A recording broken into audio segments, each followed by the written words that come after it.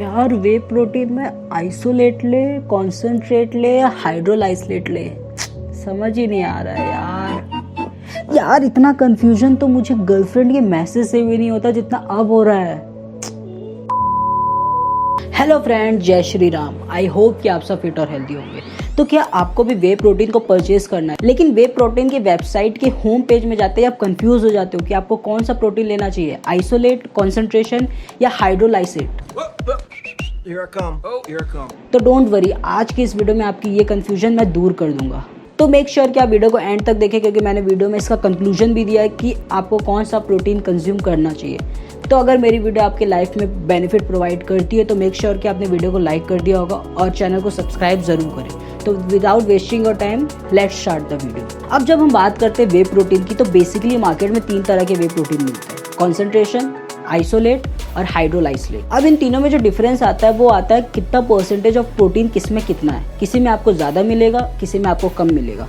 लेकिन इसका मतलब ये नहीं कि ये जो डिफरेंस है बहुत ही बड़ा है। डिफरेंस है तीनों में, लेकिन बहुत ही कम क्वांटिटी में डिफरेंस है। लेकिन आपको इन तीनों के बीच में प्राइस का जो डिफरेंस होता है वो बहुत ही ज़्यादा देखने मिलेगा। अब हम बात करते हैं अपने वे प्रोटीन कॉन्सेंट्रेशन के बारे में। वे प्रोटीन कॉन्सेंट्रेशन में आपको अराउंड 75 to 85% प्रोटीन मिलता है, जिसके साथ साथ आपको 5% कार्ब्स और 2% तक फैट भी मिलता है। ये वो वे प्रोटीन है जिसे ज़्यादा प्रोसेस नहीं किया जाता है, जिसके कारण इसकी जो बायोलॉजिकल जो वैल्यू होती है वो हाई रहती है। अब इसके साथ साथ इसमें जो चीज़ पाई जाती है वो होती है लैक्टोस, यानी milk sugar. Way concentration high in lactose होता है। तो अगर आपको लैक्टोस से एलर्जी है या फिर अगर आपको लैक्टोस ठीक तरीके से डाइजेस्ट नहीं हो पाता है तो सॉरी डियर, ये वे प्रोटीन आपके लिए बिल्कुल भी नहीं है। अब बात करते हैं वे प्रोटीन आइसोलेट के बारे में, जिसे मैक्सिमम लोग अपने फिटनेस डाइट पे कंज्यूम करते हैं।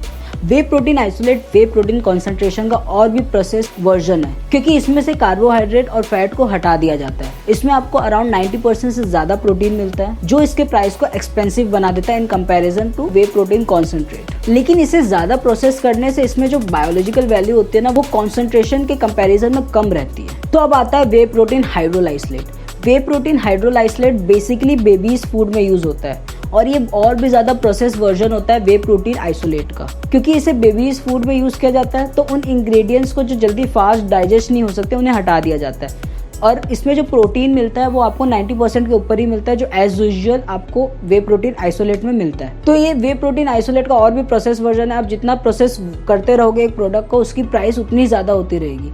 तो वे प्रोटीन हाइड्रोलाइसलेट की प्राइस वे प्रोटीन आइसोलेट और कॉन्सेंट्रेट से बहुत ज़्यादा हाई है। अब बात करते हैं सबसे इंपॉर्टेंट क्वेश्चन कि हमें इन तीनों में से कौन सा वे प्रोटीन को कंज्यूम करना चाहिए। अब लोगों को ये लगता है कि वो जितना ज़्यादा एक्सपेंसिव वाला वे प्रोटीन को कंज्यूम करेंगे उनको उससे उतना ही ज़्यादा बेनिफिट मिलेगा, लेकिन ऐसा नहीं होता है। आपने खुद ही देखा कि इन तीनों वे प्रोटीन में कितना प्राइस डिफरेंस है, लेकिन किसी भी तरह का क्वांटिटी डिफरेंस है कुछ ज़्यादा नहीं है। मात्र 2 से 5% प्रोटीन का ही डिफरेंस आता है, जिससे आप अपने डे टू डे घर के खाने को कंज्यूम करके उसे पूरा कर सकते हो। तो इन द कंक्लूजन, अगर आप लैक्टोस इंटॉलरेंट नहीं हो, यानी आपको लैक्टोस से किसी भी तरीके की एलर्जी नहीं होती और आपकी डाइजेशन खराब नहीं होता है, तो मैं आपको रिकमेंड करूंगा कि आप डेफिनेटली वे प्रोटीन कॉन्सेंट्रेट को ही कंज्यूम करें, क्योंकि इसकी बायोलॉजिकल वैल्यू भी हाई है और आप लैक्टोस इंटॉलरेंट भी बिल्कुल नहीं हो। वे प्रोटीन कॉन्सेंट्रेट आपके बजट फ्रेंडली भी होगा और साथ ही साथ आपको उतने ही एडिक्वेट अमाउंट ऑफ न्यूट्रिशन भी मिलेंगे। लेकिन वहीं अगर आप लैक्टोस इंटॉलरेंट हो, अगर आपको लैक्टोस खाने से आपका डाइजेशन सिस्टम खराब हो जाता है और आपको एलर्जी है उससे,